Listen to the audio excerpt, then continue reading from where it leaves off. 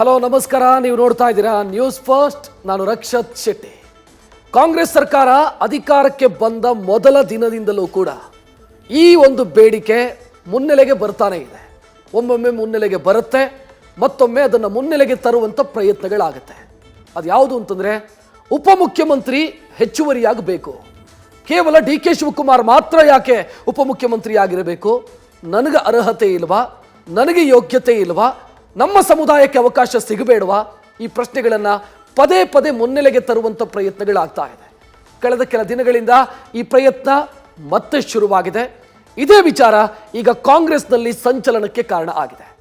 ಕಾಂಗ್ರೆಸ್ನಲ್ಲಿ ತಳಮಳ ಸೃಷ್ಟಿಸಿದೆ ಹೆಚ್ಚುವರಿ ಉಪಮುಖ್ಯಮಂತ್ರಿ ಬೇಡಿಕೆ.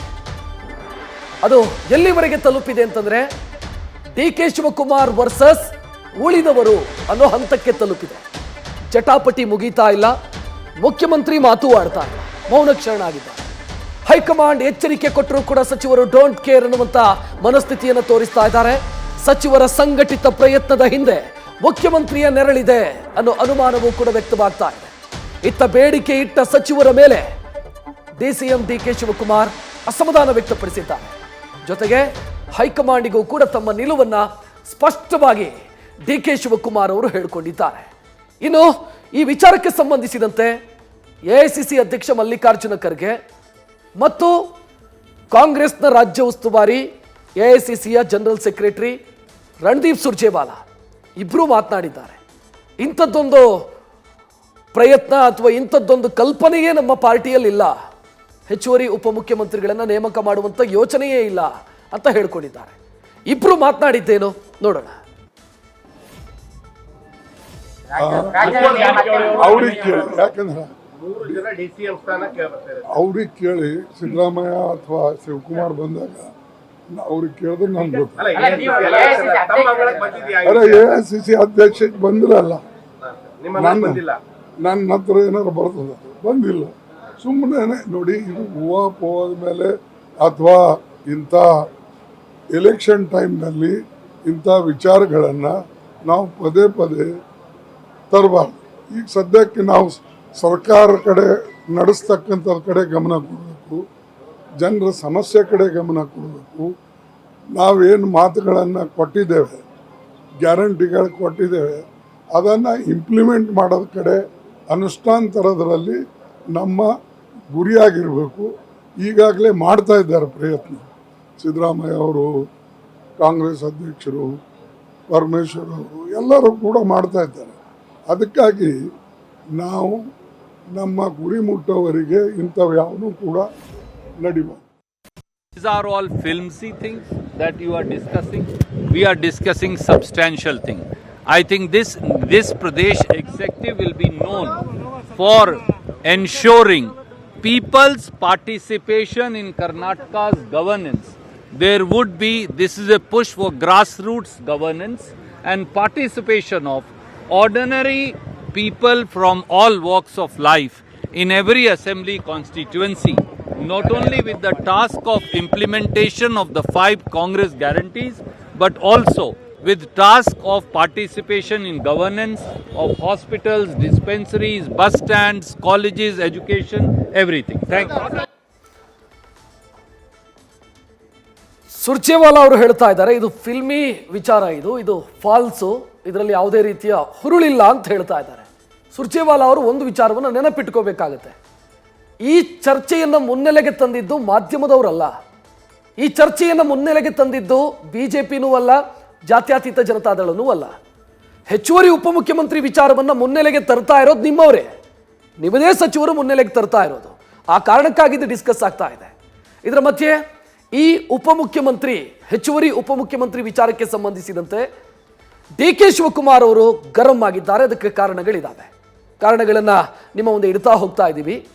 ಹೆಚ್ಚುವರಿ DCMಗಾಗಿ ಸಚಿವರುಗಳು ಒತ್ತಡ ಹಾಕ್ತಾ ಇರೋದು, ಒತ್ತಾಯ ಮಾಡ್ತಾ ಇರೋದು ಡಿ ಕೆ ಶಿವಕುಮಾರ್ ಅವರ ಅಸಮಾಧಾನಕ್ಕೆ ಕಾರಣ ಆಗಿದೆ. ಸುರ್ಜೇವಾಲಾ ಅವರ ಮುಂದೆ ಡಿ ಕೆ ಶಿವಕುಮಾರ್ ತಮ್ಮ ನಿಲುವನ್ನು ಸ್ಪಷ್ಟವಾಗಿ ತಿಳಿಸಿದ್ದಾರೆ. DCM ಒಬ್ಬರೇ ಇರಬೇಕು ಈ ಸರ್ಕಾರದಲ್ಲಿ, ಅದು ನಾನೇ ಆಗಿರಬೇಕು ಅಂತ ಡಿ ಕೆ ಶಿವಕುಮಾರ್ ತಮ್ಮ ನಿಲುವನ್ನು ಈ ವಿಚಾರಕ್ಕೆ ಸಂಬಂಧಿಸಿದಂತೆ ಸ್ಪಷ್ಟಪಡಿಸಿದ್ದಾರೆ. ಒಬ್ಬರೇ ಉಪಮುಖ್ಯಮಂತ್ರಿ ಇರಬೇಕು, ಅದು ನಾನಾಗಿರಬೇಕು.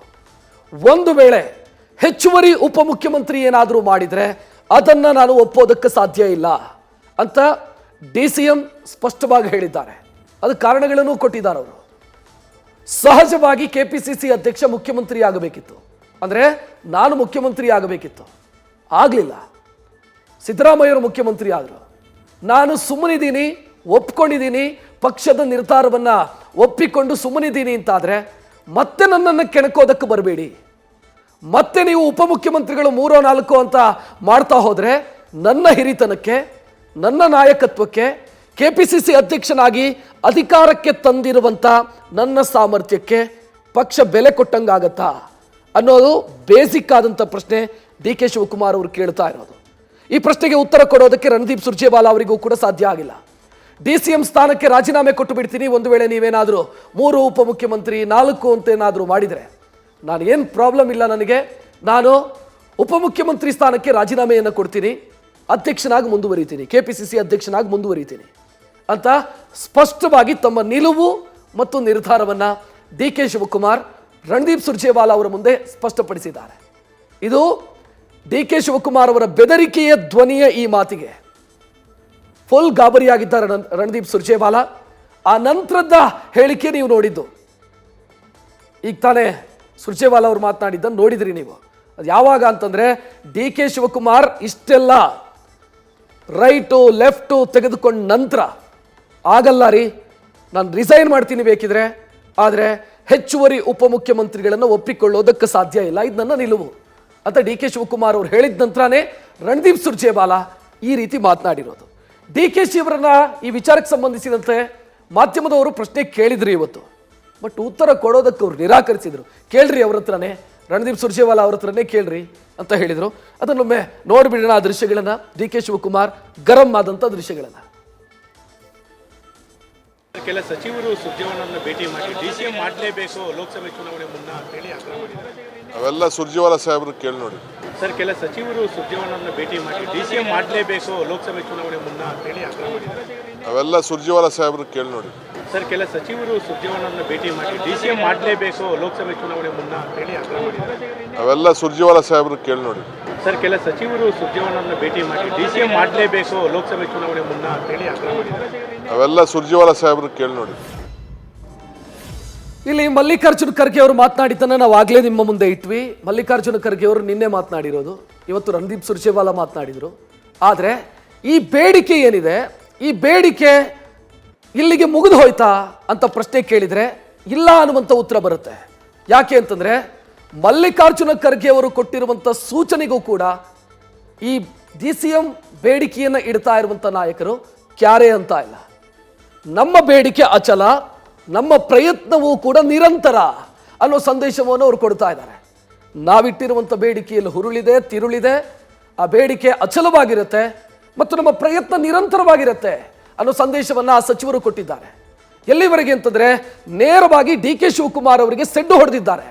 ಸಹಕಾರ ಸಚಿವ ರಾಜಣ್ಣ, ತಮ್ಮ ಬೇಡಿಕೆಯಿಂದ DKCಗೆ ಏನು ಸಮಸ್ಯೆ ಆಗಲ್ಲ ರೀ, ಅವ್ರಿಗೇನು ಪ್ರಾಬ್ಲಮ್ ಆಗುತ್ತೆ, ಹೆಚ್ಚುವರಿ ಉಪಮುಖ್ಯಮಂತ್ರಿ ಅಂತಾದರೆ DKC ಅವರ ಪೋರ್ಟ್ಫೋಲಿಯೋ ಏನು ಕಿತ್ಕೊಳ್ಳಲ್ಲ, ಅವರಿಗಿರುವಂಥ ಖಾತೆಗಳನ್ನು ನಾವು ಕೇಳ್ತಾ ಇಲ್ಲ, ಬದಲಾಗಿ ಹೆಚ್ಚುವರಿ ಉಪಮುಖ್ಯಮಂತ್ರಿ ಕೊಡಿ ಅಂತ ಕೇಳ್ತಾ ಇರೋದು ಸಮುದಾಯವಾರು.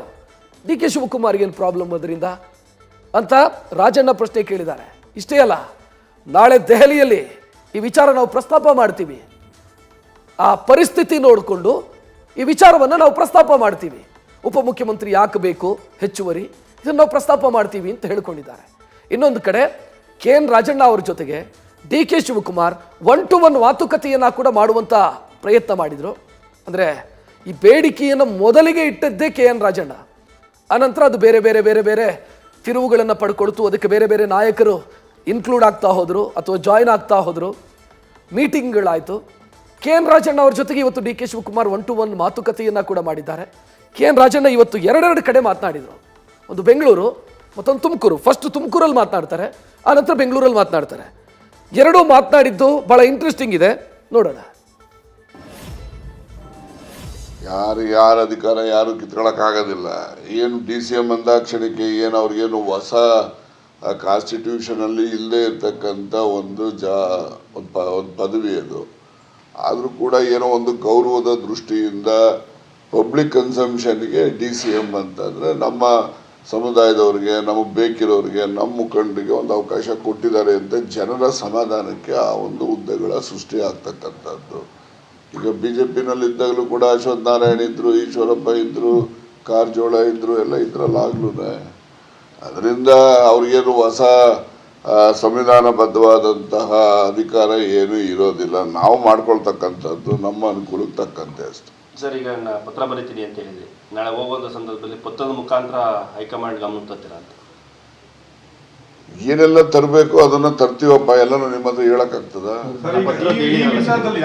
ಎಷ್ಟು ಸಚಿವರು ಬೆಂಬಲ ಇದ್ದಾರೆ ಸರ್? ಈಗ 3 DCM ವಿಚಾರದಲ್ಲಿ ಈಗ ಬೆಂಬಲ ನೋಡಿ, ಸೈಲೆನ್ಸ್ ಇಸ್ ಆಫ್ ಕನ್ಸೆಂಟ್ ಅಂತ ಗಾದೆ ಇದೆ.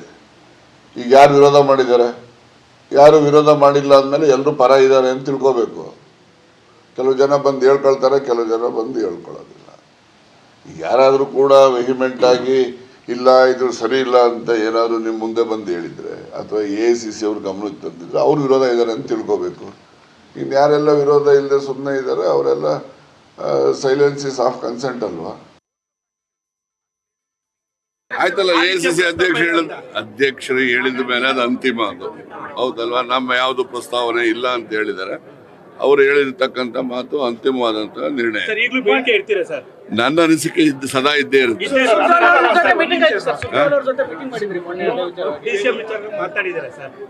ಬರೀ DCM ಒಂದೇ ಅಲ್ಲ, ಮುಂದಿನ ಲೋಕಸಭಾ ಚುನಾವಣೆ ಬಗ್ಗೆ ಸುರ್ಜೇವಾಲಾ ಅವ್ರ ಜೊತೆನಲ್ಲಿ ಬಹಳಷ್ಟು ಜನ ಮಂತ್ರಿಗಳು ಮಾತಾಡಿದ್ದಾರೆ. ಅದ್ರಲ್ಲಿ ನಾನು ಒಬ್ಬ ಅಷ್ಟೇ.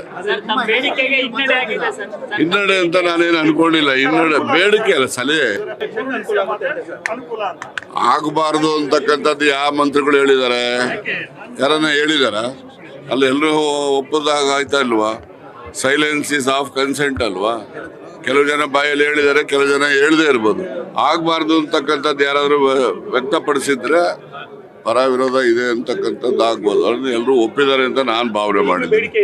ನಿರಂತರವಾಗಿರುತ್ತೆ. So clear message KN Rajanna ಅವರು ಕೊಡ್ತಾ ಇರೋದು.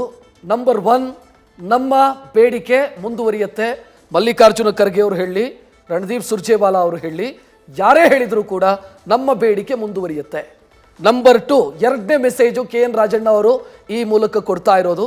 ಅವರ ಮಾತನ್ನ ನೀವು ಗಮನಿಸಿದ್ರಿ ಅಂತ ನಾನು ಭಾವಿಸ್ತೀನಿ. ಸೈಲೆನ್ಸ್ ಈಸ್ ಆಫ್ ಕನ್ಸೆಂಟ್ ಅಂತ ಹೇಳ್ತಾರೆ. ಅಂದರೆ ಮೌನವೇ ಒಪ್ಪಿಗೆ ಅಂತ, ಮೌನಂ ಸಮ್ಮತಿ ಲಕ್ಷಣಂ ಅಂತ ಒಂದು ಮಾತೇನಿದೆ, ಅದನ್ನು ಅವ್ರು ಕೋಟ್ ಮಾಡ್ತಾ ಇರೋದು. ಅಂದರೆ ನಾವು ಮಾತ್ರ ಅಲ್ಲ ಈ ಬೇಡಿಕೆಯನ್ನು ಇಡ್ತಾ ಇರೋದು, ಬೇರೆಯವರು ಸೈಲೆಂಟ್ ಆಗಿ ಕೂತಿದ್ದಾರಲ್ಲ ಅವರೂ ಕೂಡ ಇದಕ್ಕೆ ಒಪ್ಪಿಗೆ ಸೂಚಿಸಿದ್ದಾರೆ. ಅಂದರೆ DK ಶಿವಕುಮಾರ್ ವರ್ಸಸ್ ಆಲ್ ಅನ್ನುವಂಥ ಲೆಕ್ಕಾಚಾರ. DK ಶಿವಕುಮಾರ್ ಒಬ್ಬರೇ ಇದು ಬೇಡ ಅಂತ ಹೇಳ್ತಾ ಇರೋದು, ಉಳಿದವರು ಎಲ್ಲರೂ ಕೂಡ ಇದಕ್ಕೆ ಸಪೋರ್ಟ್ ಮಾಡ್ತಿದ್ದಾರೆ ಅಂತ. ಸೊ ಅದು ಕ್ಲಿಯರ್ ಮೆಸೇಜು KN ರಾಜಣ್ಣ ಕೊಡ್ತಾ ಇರೋದು. ನಾವು ಇಟ್ಟಿರುವಂಥ ಬೇಡಿಕೆ ಇದು ಕೇವಲ ನನ್ನದಷ್ಟೇ ಅಲ್ಲ, ಪಕ್ಷದ ಉಳಿದ ಸಚಿವರುಗಳು ಅಥವಾ ಸರ್ಕಾರದಲ್ಲಿರುವಂಥ ಉಳಿದ ಸಚಿವರುಗಳು ಕೂಡ ಇದಕ್ಕೆ ಬೆಂಬಲವನ್ನು ಕೊಟ್ಟಿದ್ದಾರೆ. ಅವರ ಮೌನವೇ ಒಪ್ಪಿಗೆ ಅನ್ನೋದನ್ನು ಸ್ಪಷ್ಟವಾಗಿ KN ರಾಜಣ್ಣ ಹೇಳೋ ಮುಖಾಂತರ ಇದು ಇಲ್ಲಿಗೆ ಮುಗಿಯಲ್ಲ, ಖರ್ಗೆ ಅವರು ಹೇಳಿದ್ರು ಕೂಡ ಇದು ಮುಗಿಯಲ್ಲ ಅನ್ನೋ ಸೂಚನೆಯನ್ನು ಕೊಟ್ಟಿದ್ದಾರೆ.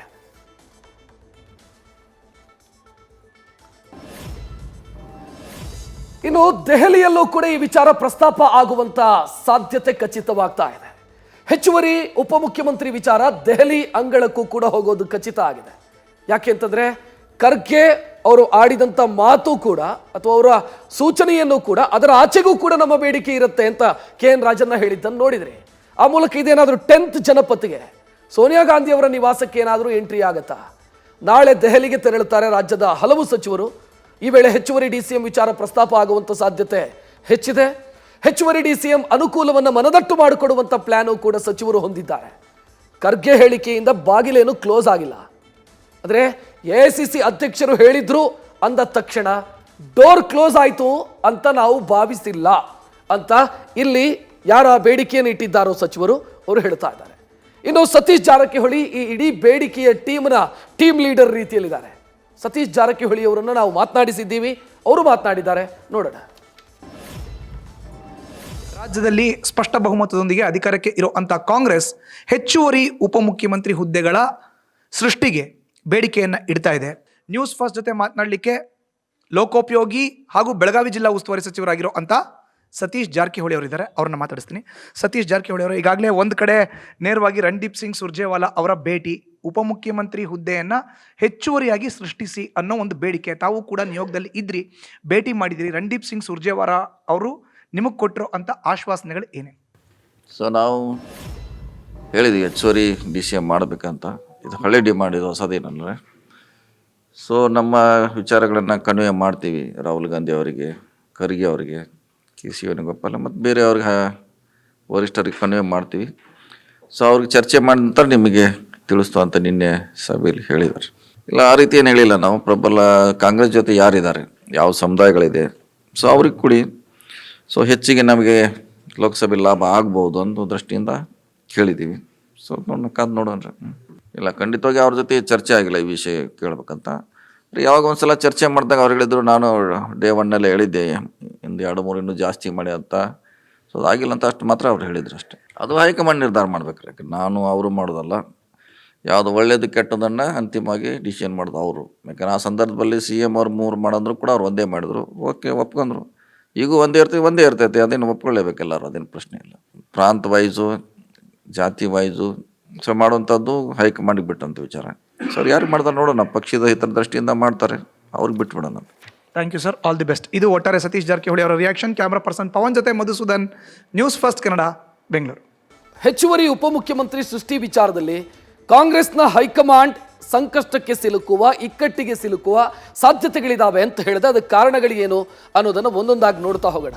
ಮೊದಲನೇದಾಗಿ ಆ ಕಾರಣಗಳ ಪೈಕಿ ಒಂದೆಡೆ ಸ್ಟಾರ್ ಪರ್ಫಾರ್ಮರ್ DK ಶಿವಕುಮಾರ್, ಮತ್ತೊಂದು ಕಡೆ ಉಳಿದ ಸಚಿವರು. ಹೈಕಮಾಂಡ್ ಆಯ್ಕೆ ಯಾವುದು ಹಂಗಿದ್ರೆ? ಸೊ ಇದು ಹೈಕಮಾಂಡನ್ನು ಇಕ್ಕಟ್ಟಿಗೆ ಸಿಲುಕಿಸಿದೆ. ಯಾರ ಪರ ವಹಿಸೋದು ಅನ್ನೋ ಅತಂತ್ರ ಸ್ಥಿತಿಯಲ್ಲಿ ಹೈಕಮಾಂಡ್ ಸಿಲುಕಿದೆಯಾ? ನನ್ನ ಕಾರ್ಯಕ್ರಮದ ಆರಂಭದಲ್ಲೂ ಒಂದು ವಿಚಾರ ಸ್ಪಷ್ಟಪಡಿಸಿದೆ. ಇಲ್ಲಿ ಹೆಂಗಾಗಿದೆ ಅಂತಂದರೆ DCM ವಿಚಾರಕ್ಕೆ ಸಂಬಂಧಿಸಿದಂತೆ DK ಶಿವಕುಮಾರ್ ವರ್ಸಸ್ ಆಲ್ ಅನ್ನುವಂಥ ಸ್ಥಿತಿ ನಿರ್ಮಾಣ ಆಗಿರೋದು. ಆ ಕಾರಣಕ್ಕಾಗಿ ಲೋಕಸಭಾ ಎಲೆಕ್ಷನ್ ಸಿದ್ಧತೆಯ ಸಂದರ್ಭದಲ್ಲಿ ಕಾಂಗ್ರೆಸ್ನ ನಾಯಕರು DCM ವಿಚಾರದಲ್ಲಿ ಇಕ್ಕಟ್ಟಿಗೆ ಸಿಲುಕಿರುವಂತೆ ಕಾಣ್ತಾ ಇದೆ. DCM ಸ್ಥಾನ ಸೃಷ್ಟಿಸದೇ ಇದ್ದರೆ ಸಚಿವರು ಅದನ್ನೇ ನೆಪವಾಗಿಸಬಹುದು.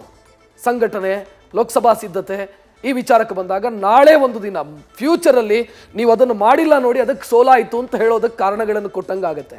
ಸೊ ಇದು ಕೂಡ ಹೈಕಮಾಂಡನ್ನು ಕಾಡ್ತಾ ಇರುವಂಥ ಪ್ರಶ್ನೆ. ಹೆಚ್ಚುವರಿ DCM ಸ್ಥಾನ ಕೊಟ್ಟರೆ DK ಶಿವಕುಮಾರ್ ಅಸಮಾಧಾನಗೊಳ್ತಾರೆ, ಅದು ಪಕ್ಷಕ್ಕೆ ದುಬಾರಿ ಆಗುತ್ತೆ. ಸಚಿವರ ಹಿಂದೆ CM ಇರೋದು ಕೂಡ ಹೈಕಮಾಂಡ್ ತಲೆನೋವಿಗೆ ಕಾರಣ ಅನ್ನೋ ರೀತಿಯಲ್ಲಿದೆ. ಸೊ ಏನು ಮಾಡುತ್ತೆ ಕಾಂಗ್ರೆಸ್ನ ಹೈಕಮಾಂಡ್ ಅನ್ನೋದು ಸದ್ಯಕ್ಕಿರುವಂಥ ಪ್ರಶ್ನೆ.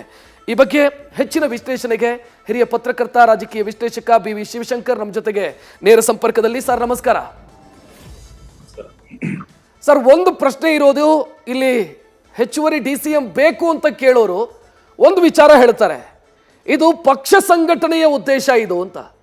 ಪಕ್ಷ ಸಂಘಟನೆಯ ಉದ್ದೇಶ ಅಂತ ಅನ್ಸತ್ತಾ ಅಥವಾ ವೈಯಕ್ತಿಕ ಜಿದ್ದ ಇದು? ರಕ್ಷಿತ್ ಅವರ, ಮೊದಲನೇದಾಗಿ ಒಂದು ಸ್ಪಷ್ಟವಾಗಿ ಗಮನಿಸಬೇಕಾದ ವಿಚಾರ ಏನು ಅಂತಂದ್ರೆ, ಈಗ DCM ಹುದ್ದೆಗಳನ್ನ ಅಂದ್ರೆ ಇಷ್ಟು ಮೇಲ್ನೋಟಕ್ಕೆ 3, ಇನ್ನು ಮುಂಚೆ ಏನಿತ್ತಂದ್ರೆ 4 DCM ಹುದ್ದೆಗಳು ಬೇಕು, 4 ಮೇಜರ್ ಕಮ್ಯುನಿಟಿಗಳಿಗೆ ಅನ್ನುವಂತ ಒಂದು ಬೇಡಿಕೆ ಇಟ್ಟಿದ್ರು. ಈಗ ಒಂದ್ ಸುಮಾರು 6-7 ಸಚಿವರು ಇದ್ರ ಬಗ್ಗೆ ಮಾತಾಡ್ತಾ ಇದ್ದಾರೆ, ಸುರ್ಜೇವಾಲಾ ಅವ್ರಿಗೂ ಹೇಳಿದ್ದಾರೆ ಅನ್ನೋದೆಲ್ಲ ಬಂದಿದೆ. ಗಮನಿಸಬೇಕಾದ ವಿಚಾರ ಏನು ಅಂತಂದ್ರೆ, ಇವರೆಲ್ಲ ಮುಖ್ಯಮಂತ್ರಿ ಸಿದ್ದರಾಮಯ್ಯ ಅವರ ಒಂದಲ್ಲ ಒಂದು ರೀತಿಯಲ್ಲಿ ಅವರ ಕ್ಯಾಂಪ್ನ ಮೆಂಬರ್ಸು ಮತ್ತು ಬೆಂಬಲಿಗರು. ಇವರೆಲ್ಲ DCM ಹುದ್ದೆ ಬೇಕು ಅಂತ ಕೇಳ್ತಾ ಇದ್ದಾರೆ. ಅದರ ಅರ್ಥ ಏನಂತಂದ್ರೆ DCM ಆಗಿರುವಂತ DK ಶಿವಕುಮಾರ್ ಅವರ ಪ್ರಾಬಲ್ಯವನ್ನ ಕುಗ್ಗಿಸೋದು ಅಂತ ಮೇಲ್ನೋಟಕ್ಕೆ ಇರುವಂತದ್ದು. ಆದ್ರೆ ಇಂಥ ಒಂದು ಪರಿಸ್ಥಿತಿನಲ್ಲಿ ಇದನ್ನ ಕೌಂಟರ್ ಮಾಡೋದಿಕ್ಕೆ DK ಶಿವಕುಮಾರ್ ಅವರ ಕ್ಯಾಂಪ್ ಅವರು ಯಾರು ಯಾಕೆ ಮಾತಾಡ್ತಾ ಇಲ್ಲ ಅನ್ನೋದನ್ನ ನಾವು ಗಮನಿಸ್ಬೇಕು. ಅಂದ್ರೆ ಇಲ್ಲಿ DCM ಬೇಕು ಬೇಕು ಅಂತೆಲ್ಲ ಹೇಳ್ತಾ ಇದ್ದಾರೆ. ಈಗ ಇದಕ್ಕಿಂತ ಮುಂಚೆ ಇದೇನು ಇದು ಮೊದಲನೇ ಸಾರಿ ಅಲ್ಲ, ನೀವೇ ಹೇಳ್ದ ಹಾಗೆ ಇಂಥ ಒಂದು ಪ್ರಕರಣಗಳು, ಇಂಥ ಒಂದು ಬೆಳವಣಿಗೆ ಅಂದ್ರೆ ಮೇ 20ನೇ ತಾರೀಕು ಈ ಸರ್ಕಾರ ಬಂದಾಗಿನಿಂದಾನು ಈ ತರದ ಅವಾಗ ಅಂದ್ರೆ ಒಂದು 15 ದಿನಕ್ಕೊಂದ್ಸಾರಿ, ತಿಂಗಳಿಗೊಂದ್ಸಾರಿ ಅಥವಾ 2 ತಿಂಗಳಿಗೊಂದ್ಸಾರಿ ಈ ತರದ್ದು ಬರ್ತಾ ಇರುತ್ತೆ. ಒಂದು ಏನಂತಂದ್ರೆ, ಈ ಚೀಫ್ ಮಿನಿಸ್ಟರ್ ಸಿದ್ದರಾಮಯ್ಯ ಅವರ ಒಂದು ಟೆನ್ಯೂರು 2.5 ವರ್ಷಕ್ಕೆ ಎಂಡ್ ಆಗುತ್ತೆ. ಅದಾದ್ಮೇಲೆ ಇವರು ಡಿ ಕೆ ಶಿವಕುಮಾರ್ ಅವರು ಟೇಕ್ ಓವರ್ ಮಾಡ್ತಾರಂತೆ. ಅವಾಗ ಏನಾಗುತ್ತೆ, ಇದನ್ನ ಇಲ್ಲ ಅನ್ನೋರಿದ್ದಾರೆ, ಅಂದ್ರೆ ಇಲ್ಲ ಸಿದ್ದರಾಮಯ್ಯ ಅವರೇ 5 ವರ್ಷಕ್ಕೆ ಮುಂದುವರಿತಾರೆ ಅಂತ ಸಿದ್ದರಾಮಯ್ಯ ಬೆಂಬಲಿಗರು ಹೇಳ್ತಾ ಇದ್ರು. ಈಗ ಡಿ ಕೆ ಶಿವಕುಮಾರ್ ಅವ್ರ ಬೆಂಬಲಿಗರು ಇಲ್ಲ, ಅದು ಅವರು 2.5 ವರ್ಷ ಆದ್ಮೇಲೆ ಇವ್ರಿಗೆ ಸಿಗುತ್ತೆ ಅಂತ ಹೇಳ್ತಾ ಇದ್ರು. ಆದ್ರೆ ಈ ಸಾರಿ ಈ ಒಂದು ಪ್ರಕರಣದಲ್ಲಿ, ಈ ಬೆಳವಣಿಗೆಯಲ್ಲಿ ಒಂದು ಸ್ಪಷ್ಟವಾಗಿ ಗಮನಿಸಬೇಕಾದೇನಂದ್ರೆ, ಒಂದು ಕಡೆ ಒಂದು ಕ್ಯಾಂಪ್ ಅವ್ರು ಮಾತ್ರ ಡಿ.ಸಿ.ಎಂ ಹುದ್ದೆ ಬಗ್ಗೆ ಮಾತಾಡ್ತಾ ಇದ್ದಾರೆ. ಆದ್ರೆ ಇಲ್ಲ ಡಿ.ಸಿ.ಎಂ ಹುದ್ದೆ ಕೂಡ ಅವಶ್ಯಕತೆ ಇಲ್ಲ, ಡಿ ಕೆ ಶಿವಕುಮಾರ್ ಅವರು ಇದ್ದಾರೆ ಅಂತ ಹೇಳೋದಕ್ಕೆ ಯಾರು ಇಲ್ಲ. ಯಾಕೆ ಅಂತಂದ್ರೆ ಇದರಲ್ಲಿ 2 ತರ ಇರಬಹುದು. ಒಂದು, ಈಗ ಡಿ ಕೆ ಶಿವಕುಮಾರ್ ಅವರಿಗೆ ಯಾರು ಬೆಂಬಲಿಗರೇ ಇಲ್ದಂಗ ಆಗೋಯ್ತಾ ಏನು ಕಾಂಗ್ರೆಸ್ನಲ್ಲಿ ಅನ್ನೋ ಒಂದು ಪ್ರಶ್ನೆ. ಆ ತರದ್ ಇರೋದಕ್ಕೆ ಸಾಧ್ಯ ಇಲ್ಲ ಅಂತ ಅನ್ಸುತ್ತೆ. ಯಾಕಂದ್ರೆ ಒಬ್ರು ಅಥವಾ ಇಬ್ಬರಾದ್ರೂ ಬೆಂಬಲಿಗರು ಇರ್ಲೇಬೇಕಲ್ಲ. ಅವರು ಒಬ್ಬ ಲೀಡ್ರು, KPCC ಪ್ರೆಸಿಡೆಂಟ್ ಆಗಿರುವಂತವ್ರು, ಆಮೇಲೆ ಒಂದು ಕಮ್ಯುನಿಟಿ ಅವ್ರ ಹಿಂದೆಗಡೆ ಇದೆ. ಅಥವಾ ಇದು ಇಲ್ಲ, ಇವರೆಲ್ಲ ಏನಾದ್ರು ಸಿದ್ದರಾಮಯ್ಯ ಅವರ ಬಣ ಈ ತರ ಹಿಂಗೆಲ್ಲ ಬೀದಿರಂಪ ಮಾಡ್ಕೊಂಡಿರುವಾಗ ನಾವೇನೂ ಮಾತಾಡ್ಲಿಲ್ಲ ನೋಡಿ, ನಾವು ಮೌನವಾಗಿದ್ವಿ, ನಾವು ಶಿಸ್ತಿನಿಂದ ಇದ್ದೀವಿ, ಪಕ್ಷಕ್ಕೆ ಲಾಯಲ್ ಆಗಿದ್ದೀವಿ, ನಿಷ್ಠರಾಗಿದ್ದೀವಿ, ಹಾಗಾಗಿ ಇವ್ರನ್ನೆಲ್ಲ ಕಂಟ್ರೋಲ್ ಮಾಡಿ ಅಂತ ಮೌನವಾಗಿ ಏನು ಹೈಕಮಾಂಡ್ ಮೇಲೆ ಇದು ಡಿ ಕೆ ಶಿವಕುಮಾರ್ ಬಣ ಒತ್ತಡ ಆಗ್ತಾ ಇದೆಯಾ ಅನ್ನುವಂತ ಒಂದು ಪ್ರಶ್ನೆ. ಯಾಕಿದು ಬರುತ್ತೆ ಅಂತಂದ್ರೆ, ಒಂದು ಕ್ಯಾಂಪು ಇಷ್ಟು ವೆಹಿಮೆಂಟ್ ಆಗಿ, ಇಷ್ಟು ಅಗ್ರೆಸಿವ್ ಆಗಿ ಇದನ್ನ ಏನು ಲಾಬಿ ಮಾಡ್ತಾ ಇರುವಾಗ ಇನ್ನೊಂದು ಕ್ಯಾಂಪ್ ಇಷ್ಟು ಮೌನವಾಗಿರೋದಕ್ಕೆ ಸಾಧ್ಯನಾ ಅಂತ. ಅಂದ್ರೆ ನೀವು ಕೇಳಿದ, ಅಂದ್ರೆ ನೀವು ಹೇಳದಂತ ಮಾತನ್ನ ನಾನು ಈ ತರ ಎಕ್ಸ್ಟೆಂಡ್ ಮಾಡ್ತಾ ಇದ್ದೀನಿ. ಅಂದ್ರೆ ಕಾಂಗ್ರೆಸ್ ಹೈಕಮಾಂಡ್ ನಿಜವಾಗ್ಲೂ ಇವತ್ತು ಒಂದು ಒತ್ತಡಕ್ಕೆ ಸಿಕ್ಕಾಕೊಂಡಿದೆ ಕರ್ನಾಟಕದ ಸಂದರ್ಭ ಬಂದಾಗ. ಯಾಕೆ ಅಂತಂದ್ರೆ, ಸಿದ್ದರಾಮಯ್ಯ ಅವರ ಕ್ಯಾಂಪ್ ಡಿ.ಸಿ.ಎಂ ಬೇಕು ಅಂತ ಕೇಳ್ತಾ ಇದೆ, ಇವರು ಡಿ ಕೆ ಶಿವಕುಮಾರ್ ಅವರು ಮೌನವಾಗಿ ಅದನ್ನ ಏನಂದ್ರೆ ರೆಸಿಸ್ಟ್ ಮಾಡ್ತಾ ಇದೆ ಅನ್ನುವಂಥದ್ದು. ಇದನ್ನ ಹೈಕಮಾಂಡ್ ಹೇಗೆ ಮಾಡುತ್ತೆ ಅನ್ನುವಂಥದ್ದು ನೀವು ಕೇಳಿದಂತ ಪ್ರಶ್ನೆ ಬಹಳ ಪ್ರಸ್ತುತವಾಗಿದೆ. ಇದು ಸಂದರ್ಭ ಏನು ಅಂತಂದ್ರೆ, ಲೋಕಸಭಾ ಎಲೆಕ್ಷನ್ಸ್ ಬರ್ತಾ ಇದೆ. ಲೋಕಸಭಾ ಎಲೆಕ್ಷನ್ಸ್ ಇವತ್ತಿಗೆ ಕರ್ನಾಟಕಕ್ಕೆ, ಅದರಲ್ಲೂ ಕಾಂಗ್ರೆಸ್ಗೆ ಅದರಲ್ಲೂ ಕೂಡ ಕಾಂಗ್ರೆಸ್ನ ನ್ಯಾಷನಲ್ ಲೀಡರ್ಶಿಪ್ಗೆ ಇದು ಅತ್ಯಂತ ಕ್ರಿಟಿಕಲ್ ಆದಂತಹ ಒಂದು ಚುನಾವಣೆ. ಯಾಕೆ ಅಂತಂದ್ರೆ, ಕರ್ನಾಟಕದಲ್ಲಿ 28 ಸೀಟ್ಗಳ ಪೈಕಿ ಅಟ್ಲೀಸ್ಟ್ 20 ಗೆದ್ರೆ ಅವರ ಟ್ಯಾಲಿ ಹೆಚ್ಚುತ್ತೆ. ಇಲ್ಲಿ ಲೋಕಲ್ ಲೀಡರ್ಶಿಪ್ ಅಂತ ಬಂದಾಗ, ಅದು ಚೀಫ್ ಮಿನಿಸ್ಟರ್ ಇರ್ಬೋದು, ಅಥವಾ ಡೆಪ್ಯೂಟಿ ಚೀಫ್ ಮಿನಿಸ್ಟರ್ ಇರ್ಬೋದು, ಅಥವಾ ಇದು ಮಿನಿಸ್ಟರ್ಗಳಾಗಿರುವಂತಹ ಇವರು ಜಾರಕಿಹೊಳಿ ಇರ್ಬೋದು, ಅಥವಾ ರಾಜಣ್ಣ ಅವ್ರು ಇರ್ಬೋದು, ಅಥವಾ ಪರಮೇಶ್ವರ್ ಇರ್ಬೋದು, ಇವ್ರಿಗೆಲ್ಲ ಅಷ್ಟು ಕ್ರಿಟಿಕಲ್ ಅಲ್ಲ. ಅಕಸ್ಮಾತ್ ನಿಮ್ಗೆ ಲೋಕಸಭಾ ಎಲೆಕ್ಷನ್ಸ್ ಅಲ್ಲಿ ನಿಮ್ಮ ಸೀಟ್ಗಳು ಕಮ್ಮಿ ಆಯ್ತು ಅಂತ ಅನ್ಕೊಳ್ಳಿ, ಅವಾಗ ನ್ಯಾಷನಲ್ ಲೀಡರ್ಶಿಪ್ ದುರ್ಬಲ ಆಗುತ್ತೆ, ಲೋಕಲ್ ಲೀಡರ್ಶಿಪ್ ಅಲ್ಲ. ಹಾಗಾಗಿ ಈ ಬಣ, ಅಂದ್ರೆ ಯಾರು ಡಿ.ಸಿ.ಎಂ ಬೇಕು ಅಂತ ಕೇಳ್ತಾ ಇದ್ದಾರೋ ಆ ಬಣ ಸ್ವಲ್ಪ ಮಟ್ಟಿಗೆ ಇದೇ ಒಳ್ಳೆ ಸಮಯ, ನಾವ್ ಇದನ್ನ ಒಂದು ರೀತಿಯಲ್ಲಿ ಒತ್ತಡ ಹಾಕಿ ಇದನ್ನ ಒಂದು ಸಾಧಿಸ್ಕೊಳ್ಳೋಣ ಅನ್ನುವಂತ ಒಂದು ಒಂದು ಇರಾದೆಯಿಂದ ಈ ತರದ ಒಂದು ವಿಚಾರವನ್ನ ಮುನ್ನೆಲೆಗೆ ತಂದಿರಬಹುದು. ಅದನ್ನೇ ನೀವು ಕೂಡ ಅಂದ್ರೆ ಹೇಳ್ತಾ ಇರೋದು, ಅದಕ್ಕೆ ಒಂದು ಸಕಾರಣ ಇದೆ. ಆ ಒಂದು ಅಂದ್ರೆ ಇದು ಇರಬಹುದಾ ಅನ್ನುವಂತ ಒಂದು ವಿಶ್ಲೇಷಣೆಗೆ. ಎರಡನೇದಾಗಿ, ಇದು ಬರೀ ಡಿ.ಸಿ.ಎಂ ಅಷ್ಟೇ ಅಲ್ಲ, ಇನ್ನು ಕೆಲವೊಂದು ಇಂಟರ್ನಲ್ ಅಂಡ್ ಇಂಟ್ರಿಕೇಟ್ ವಿಷಯಗಳಿರೋ ಹಾಗಿದೆ. ಫಾರ್ ಎಕ್ಸಾಂಪಲ್, ಇಲ್ಲಿ ನಾವು ಗಮನಿಸಬೇಕಾದೇನಂತಂದ್ರೆ, ಇದರಲ್ಲಿ ನೀವೇ ಹೇಳಿದ ಹಾಗೆ ಇದರ ಒಂದು ನಾಯಕತ್ವನ ಈ ಒಂದು ಎಪಿಸೋಡ್ ನಲ್ಲಿ, ಅಂದ್ರೆ ಈ ಒಂದು ಸನ್ನಿವೇಶದಲ್ಲಿ ವಹಿಸಿಕೊಂಡಿರುವವರು ಸತೀಶ್ ಜಾರಕಿಹೊಳಿ. ಏನು ಸತೀಶ್ ಜಾರಕಿಹೊಳಿ ಅವರ ಪರಿಸ್ಥಿತಿ ಏನು ಅಂತಂದ್ರೆ, ಅವರು PWD ಮಿನಿಸ್ಟರ್. ಅವರು ಲೋಕೋಪಯೋಗಿ ಸಚಿವರಾಗಿರುವಾಗ ಸರ್ಕಾರದ ಎಲ್ಲ ಅಂದ್ರೆ ಪ್ರಪೋಸಲ್ ಆಗುವಂತಹ ಎಲ್ಲ ಡೆವಲಪ್ಮೆಂಟ್ ವರ್ಕ್ಸ್ ಅವ್ರಿಗೆ ಬರಬೇಕು. ಆದರೆ ಇವರು ಡಿ ಕೆ ಶಿವಕುಮಾರ್ ಅವರು ಬೆಂಗಳೂರಿನ ಉಸ್ತುವಾರಿ ಸಚಿವರಾಗಿ, ಬೆಂಗಳೂರು ಅಭಿವೃದ್ಧಿ ಸಚಿವರಾಗಿ ಒಂದು ಪ್ರಪೋಸಲ್ ಅನ್ನು ಇಟ್ಟಿದ್ದಾರೆ. ಅದು ಮೆಗಾ ಪ್ರಪೋಸಲ್. ಅದ್ಯಾವುದು ಅಂತಂದ್ರೆ, ಬೆಂಗಳೂರಿನಲ್ಲಿ ಟನ್ನಲ್ ರೋಡ್ಸ್ ಮಾಡ್ತಾರೆ. ಆ ಟನಲ್ ರೋಡ್ಸ್ ಅಂದ್ರೆ ಏನಂದ್ರೆ, ಇದು ಎಷ್ಟು ದೊಡ್ಡ ಒಂದು ಯೋಜನೆ ಅಂತಂದ್ರೆ, ಇದು ಅಟ್ಲೀಸ್ಟ್ 50,000 crores ಆಗುತ್ತೆ ಅಂತ ಹೇಳ್ತಾ ಇದ್ದಾರೆ. ಇಂಥದ್ರಲ್ಲಿ ಇದು ಆಕ್ಚುಲಿ ಈ ವರ್ಕ್ ನಡಿಬೇಕಾಗಿರೋದು PWD ಡಿಪಾರ್ಟ್ಮೆಂಟ್ ಕೆಳಗಡೆ. ಆದ್ರೆ ಇವರು ಜಾರಕಿಹೊಳಿ ಹೇಳ್ತಾ ಇದ್ದಾರೆ, ನನ್ನನ್ನು ಕೇಳೇ ಇಲ್ಲ ಅಂದ್ರೆ ಇದು ಒಂದು. ಎರಡನೇದು, ಇದೇ ಜಾರಕಿಹೊಳಿ ಅವರಿಗೆ ಬೆಳಗಾವಿ ರಾಜಕಾರಣದಲ್ಲಿ ಪ್ರಾಬ್ಲಮ್ ಇದೆ. ಅಂದ್ರೆ ಅಲ್ಲಿ ಹೆಬ್ಬಾಳ್ಕರ್ ಅವರು ಇದ್ದಾರೆ.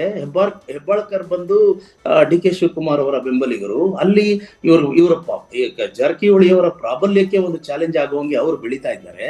ಸೊ ಇದೆಲ್ಲ ಇರುವಾಗ ಅದ್ರ ಜೊತೆಗೆ ಜಾರಕಿಹೊಳಿ ಅವರು ಸ್ವತಃ ಅವರು ಸೀನಿಯರ್ ಆಗಿರೋದ್ರಿಂದ ಅವ್ರಿಗೂ ಒಂದು ಅಂಬಿಷನ್ ಆಸ್ಪಿರೇಷನ್ ಬಂದಿದೆ. ಅವರು ಈಗ ನಾನು CM ಆಗ್ಬೇಕು ಅಂತ ಹೊರಟಿರೋರು ಡೆಪ್ಯೂಟಿ CM ಆಗೋದ್ರ ಮೂಲಕ ಅದನ್ನ ನಾನು ಮಾಡೋಣ ಅಂತ ಹೊರಟಿದ್ದಾರೆ. ಈ ತರದೆಲ್ಲ ಕಾನ್ಫ್ಲಿಕ್ಟ್ ಇದೆ. ನಿಮ್ಗೆ ಸಮಯ ಆಗ್ತಾ ಇದೆ.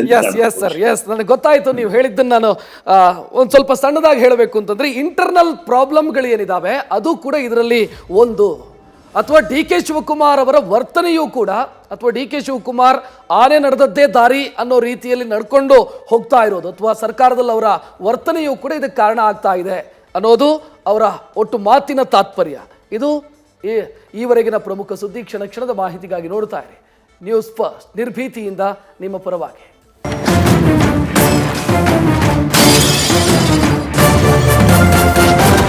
ನ್ಯೂಸ್ ಫಸ್ಟ್, ನಿರ್ಭೀತಿಯಿಂದ ನಿಮ್ಮ ಪರವಾಗಿ.